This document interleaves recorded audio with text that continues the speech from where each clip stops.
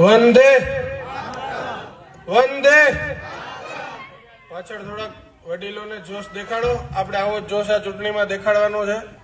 દર વખતે ગાંધીનગર લોકસભામાંથી આપણે જાજી લીડ કાઢી જ છીએ, પણ આ વખતે કંઈક વિશેષ લીડ કાઢી દેવાની છે, તો થોડોક જોશ દેખાડો બધા યુવાનો અને વડીલો. વંદે. હવે બરોબર. તો ગાંધીનગર લોકસભાના આપણા ઉમેદવાર લોકલાડીલા આ વિસ્તારના નહીં પણ ગુજરાતભરના લોકલાડીલા અમિતભાઈ શાહ સાહેબની ચૂંટણીલક્ષી આપણે સૌ આજે ભેગા થયા છીએ.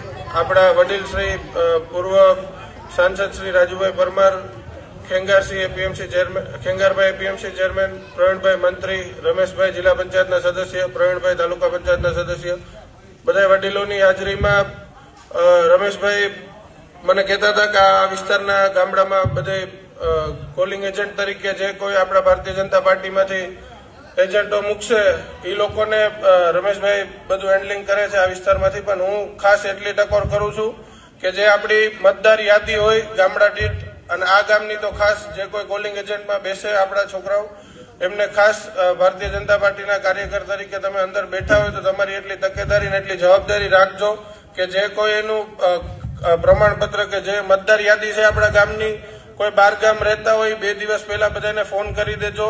કેમ કે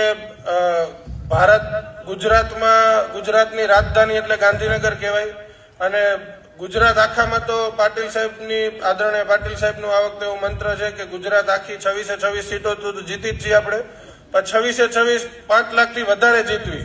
તો એ 5 લાખથી વધારે તો આપણે 26 જીતશી જ, પણ જે આ ગાંધીનગર કે ગુજરાતનું રાજધાની કહેવાય, ગુજરાતનું કેપિટલ છે ગાંધીનગર, એટલે અમિતભાઈની સીટ આપણે વિશેષ 10 લાખથી વધારે જીતવું છે. એટલે નાના મોટા કઈ ગામના પ્રશ્ન હોય આગેવાનોને કયો, અને જે કોઈ આપણા આજુબાજુના બારગામ હોય એ બધાને ખાસ મત દેવા બોલાવો. બધાને ખબર જ છે કે આપણે જીતી છીએ 1000%, એટલે એ લોકો એમ કે હું આવું મત દેવા ન આવું, પણ અમિતભાઈ શાહ સાહેબ જીતે જ છે 5 લાખથી, તો એને કહો કે આ વખતે 5 લાખ નહીં 10 લાખનો ટાર્ગેટ છે શાહ સાહેબનો.